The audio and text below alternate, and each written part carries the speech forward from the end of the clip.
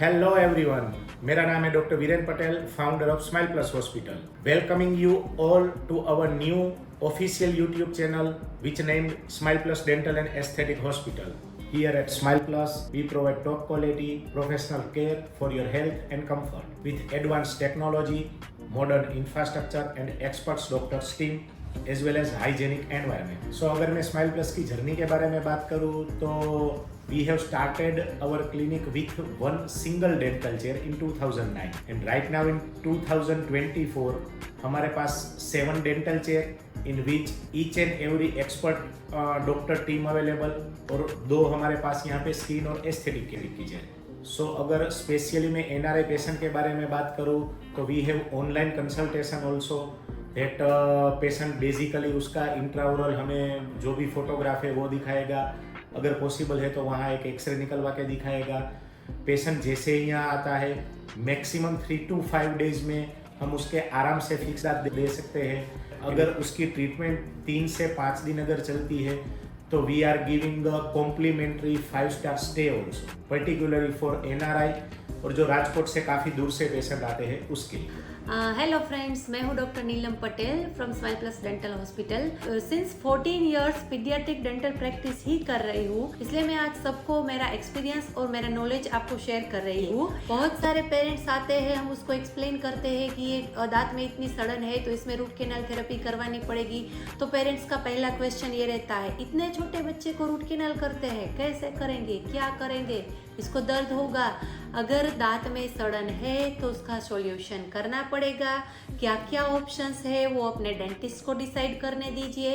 तो हम basic tips से शुरू करते हैं कि बेसिकली हम बच्चों के टीथ अच्छे रखने के लिए हमें क्या करना चाहिए. सबसे पहले आपको एवरी 6 मंथ कोई अच्छे से पीडियाट्रिक डेंटिस्ट जो है, जो अच्छे से बच्चों को ट्रीट कर सकते हैं, उसको एवरी 6 मंथ चेकअप करवाना चाहिए. अगर डेंटिस्ट बोलते हैं कि आपके बच्चे के दांत में कैविटीज है तो उसको फिलिंग या रूट कैनाल या डेंटल क्राउन, कुछ भी जो ऑप्शंस अवेलेबल है वो करवाना चाहिए.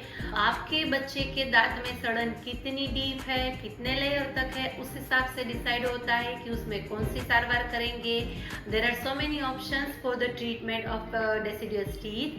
फ्लोराइड एप्लीकेशन भी हम करवा सकते हैं ताकि फ्लोराइड एप्लीकेशन करवाने से टूथ में कैविटीज के चांसेस बहुत कम हो जाते हैं, जो कि हमें सारे के सारे दूध के दांत उगने के बाद करवा सकते हैं और वो हमें एवरी 6 मंथ लगवाना चाहिए. और ये सारवार में हमें 10 से 15 मिनट का टाइम लगता है और एवरी 6 मंथ आपको याद करके जब तक उसके मुंह में दूध के दांत प्रेजेंट है तब तक फ्लोराइड एप्लीकेशन करवाएंगे तो कैविटीज होने के चांसेस बहुत कम होते हैं. अभी अगर आप आपके बच्चे की डेंटल हेल्थ में थोड़ा सा इन्वेस्ट कर सकते हैं, लाइक अपना टाइम दे सकते हैं, थोड़ा जो भी बेसिक ट्रीटमेंट जरूरी है वो कर सकते हैं, तो वो आगे जाके उसको मेजर प्रॉब्लम से बहुत अच्छे से बचाएगा और उसके परमानेंट टूथ में भी जो डिस्टर्बेंस आने वाला है वो उसकी सीवियरिटी कम रहेगी. Hello friends, myself doctor Priya Harsoda from Smile Plus hospital. જે હું તમને 5 golden rule of healthy teeth વિશે માહિતી આપીશ.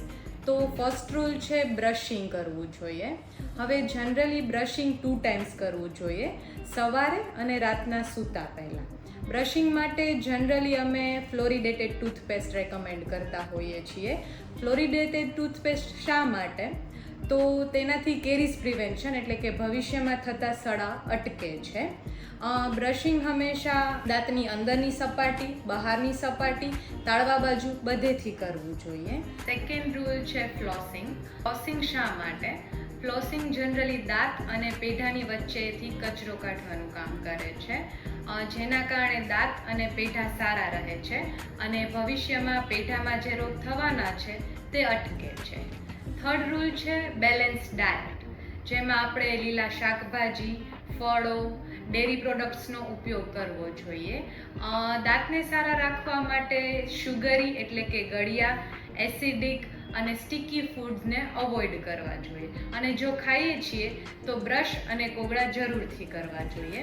હાઇડ્રેશન મેન્ટેન કરવું જરૂરી છે, તેના માટે વોટર ઇન્ટેક વધારવી જોઈએ.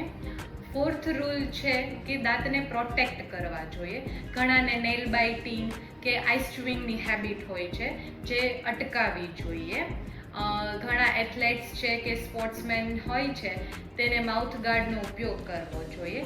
5th અને મોસ્ટ ઇમ્પોર્ટન્ટ રૂલ છે કે એવરી 6 મંથ ડેન્ટલ ચેકઅપ કરાવવું જોઈએ. Hello friends, my name is Dr. Mitesh Wade, consultant dental surgeon from Smile Plus Hospital. Root canal treatment પહેલાં તો આપણે વિચારીએ કે એ છે શું.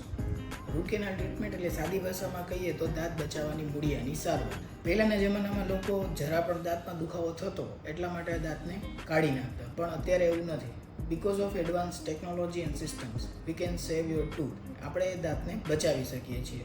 એટલે રૂટ કેનાલ ટ્રીટમેન્ટ છે શું, પહેલાં તો આપણે એ વિચારીએ. રૂટ કેનાલ ટ્રીટમેન્ટમાં આપણે શરૂઆતમાં દાંતમાં 3 પડ હોય છે, બરાબર. દાંત આપણને જેટલો મોઢાની અંદર દેખાય છે એના કરતાં 1.5 ગણો પેઢાની અંદર હોય છે, બરાબર છે.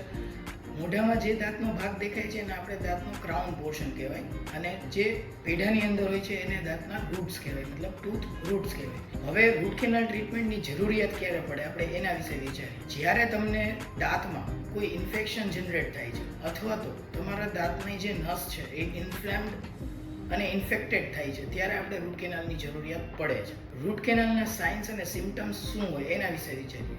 જ્યારે તમને કોઈ પણ ઠંડી અથવા ગરમ વસ્તુ ખાવામાં દાંતમાં કવારો રહેતો હોય, મતલબ કે ઝંઝણાટ ફીલ થતી હોય, જે લાંબા સમય સુધી રહેતા હોય, ઘડીક વારમાં જતું ન હોય, તો ત્યારે આપણે રૂટ કેનાલની જરૂર પડે છે. Hello everyone, myself Dr. Murali सिंगोजिया. I am orthodontist at Smile Plus Hospital. Orthodontist यानी जो टेढ़े मेढ़े दांत सीधे करते हैं, जो ब्रेसिस लगाते हैं वो. अक्सर लोग पूछते हैं कि टेढ़े मेढ़े दांत सीधे करवाने ज़रूरी है क्या, अगर नहीं करवाए तो क्या हो सकता है. अगर नहीं करवाए दांत सीधे तो उसमें 2 दांतों के बीच में खाना फंस सकता है जो ब्रश से निकलता नहीं है आसानी से. तो लॉन्ग टर्म में ऐसा हो सकता है कि दांत कम एज में दांत हिलने लगे और दांत गिर जाए. इसलिए बेहतर है कि आप टेढ़े मेढ़े दांत सीधे कराएं. ट्रीटमेंट कब स्टार्ट करते हैं ब्रेसिस की, वो अगर हम चर्चा करें तो छोटे बच्चों को लेकर बड़े तक सभी में ट्रीटमेंट हो सकती है. अगर ऐसा आपको लगता है कि एक बार जो मिल्की टीथ है वो गिर जाए बाद में ट्रीटमेंट करवा सकते हैं, तो ऐसा नहीं है. अगर छोटे बच्चे यानी 8 से 12 साल की एज में भी ये ट्रीटमेंट हो सकती है और उसमें सिलेक्टिव ट्रीटमेंट होती है. और बड़ों में यानी कि जो परमानेंट टीथ सब आ जाए बाद में फुल आर्च की ट्रीटमेंट हो सकती है. और ऐसे ही इन्फॉर्मेटिव वीडियो या टॉपिक पे डिटेल वीडियो आपको जानना है, देखना है, तो हमारी ये स्माइल प्लस की यूट्यूब चैनल पे आते रहिए, मिलते रहिए. Thank you.